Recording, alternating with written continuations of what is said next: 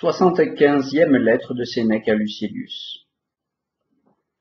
Mes lettres ne sont pas, selon ton goût, assez travaillées, et tu t'en plains. En vérité, qui songe à travailler son style, hormis les amateurs du style prétentieux?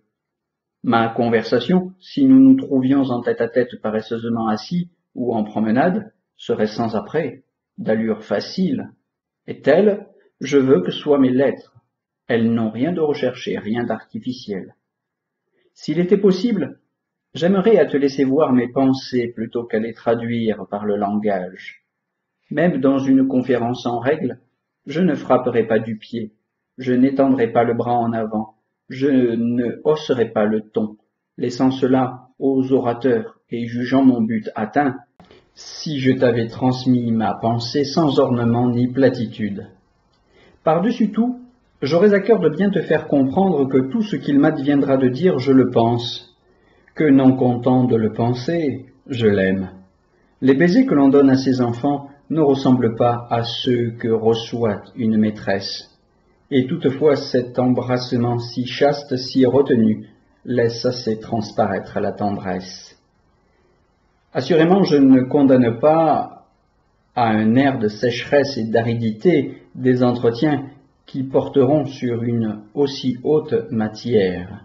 La philosophie ne répudie pas les grâces de l'esprit. Quant à beaucoup peiner sur les mots, non, c'est ce qu'il ne faut pas. Voici le point essentiel de notre intention. Dire ce que l'on pense, penser ce que l'on dit, faire que le langage soit d'accord avec la conduite. Il a rempli ses engagements, celui qui, à le voir et à l'écouter, se trouve le même. Nous verrons l'originalité de cette méthode et ce qu'elle a de grand, mais d'abord qu'elle soit une. Nos discours doivent tendre non à l'agréable, mais à l'utile.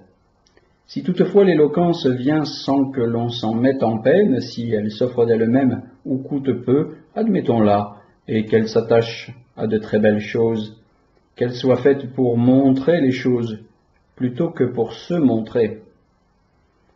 D'autres arts s'adressent exclusivement à l'ingéniosité.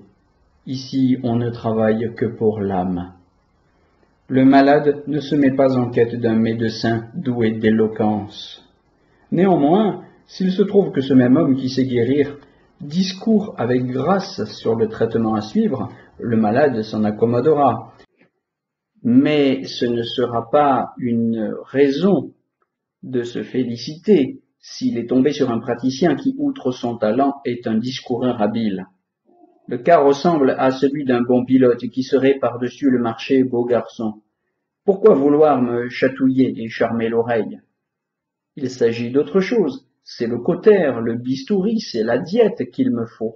On t'a fait venir pour cela. Tu as à traiter un mal invétéré, grave, épidémique. Tu n'as pas moins à faire que le médecin en temps de peste. Les mots seuls t'occupent. Réjouis-toi bien vite, si déjà tu suffises aux choses. Mais quand auras-tu achevé d'acquérir tant de connaissances, quand de les graver si bien en toi-même une fois acquises qu'elles ne puissent plus sortir de ta mémoire? Quand de les mettre à l'épreuve? Il n'en est pas en effet de celles-ci comme des autres qu'il suffit de confier à sa mémoire. C'est à l'œuvre qu'il les faut essayer. L'homme heureux n'est pas celui qui sait seulement, mais qui fait. Et quoi? Au-dessous de lui, il n'y a point de degré, hors de la sagesse, il n'y a plus que précipice? Non pas à mon avis. Celui qui est en progrès compte encore parmi la foule des sots, mais il est séparé d'eux par un grand intervalle. Même entre ceux qui sont en progrès, on note de grandes différences. Certains les partagent en 3 catégories. La première comprend ceux qui ne possèdent pas encore la sagesse, mais sont établis déjà dans son voisinage. Néanmoins, même tout près du but, on en est en deçà. Tu veux savoir quels sont ces hommes? Ce sont ceux qui ont dépouillé les affections et les vices, qui ont acquis les connaissances prescrites, mais dont l'exercice n'a pas jusqu'ici confirmé la confiance. Ils n'ont pas encore la pratique du bien qui leur est propre. Toutefois, à l'égard des maux qu'ils ont fuis, une rechute est impossible. Ils ont atteint le palier d'où l'on ne retombe point, mais ils n'ont pas encore une claire conscience de cet état. Comme je me rappelle l'avoir écrit dans une de mes lettres, ils ne savent pas qu'ils savent. Ils ont la libre disposition de leur acquis, mais n'osent en fait s'y fier. Voici comment certains définissent la catégorie dont je viens de parler. Ils disent que ces hommes en progrès, ont définitivement échappé aux maladies de l'âme, mais n'ont pas encore à ces affections, et qu'ils sont toujours sur une pente glissante, vu que nul n'est garanti contre la menace du mal, à part celui qui l'a rejeté totalement. Or, nul ne l'a rejeté, à part celui qui a adopté en sa place la sagesse. Quelle est la différence entre les maladies de l'âme et ses affections? Je l'ai souvent indiqué, mais je la rappellerai ici encore. Les maladies de l'âme sont les vices invétérés, indurés, comme l'avarice ou l'ambition. Ces vices enserrent terriblement l'âme dans leur repli et passent à l'état de maux permanent. Pour en donner une définition brève, la maladie de l'âme consiste dans une perversion opiniâtre du jugement, qui porte à croire vivement désirable ce qui ne l'est que médiocrement. C'est, si tu préfères, une autre définition, convoiter avec excès des choses à rechercher sans insistance ou à ne rechercher en aucune façon. C'est avoir en singulière estime ce qui ne vaut qu'un peu d'estime, ou point du tout. Les affections sont des mouvements de l'âme injustifiables, soudains, impétueux, qui, répétés et négligés, font les maladies, de même qu'un catarrhe simple et accidentel produit la toux, continue et chronique, la phtisie. Ainsi, ceux qui ont fait le plus de progrès échappent aux prises de la maladie, mais ils ressentent encore des affections, si près qu'ils soient de l'état parfait. La deuxième catégorie réunit ceux qui se sont délivrés et des plus graves maladies et des affections, avec cette restriction que la sécurité qu'ils ont est précaire. Ils risquent des rechutes. La troisième échappe à bon nombre de vices considérables, mais non pas à tous. Libre de l'avarice, on reste sensible à la colère. On n'est plus sollicité par les plaisirs, on l'est encore par l'ambition. Celui-ci, qui ne convoite plus, appréhende encore.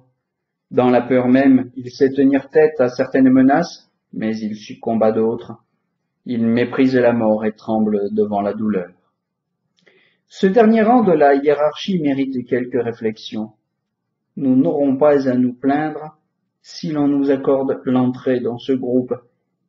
Il faut de grands dons naturels, une grande et perpétuelle contention d'études pour atteindre au deuxième degré.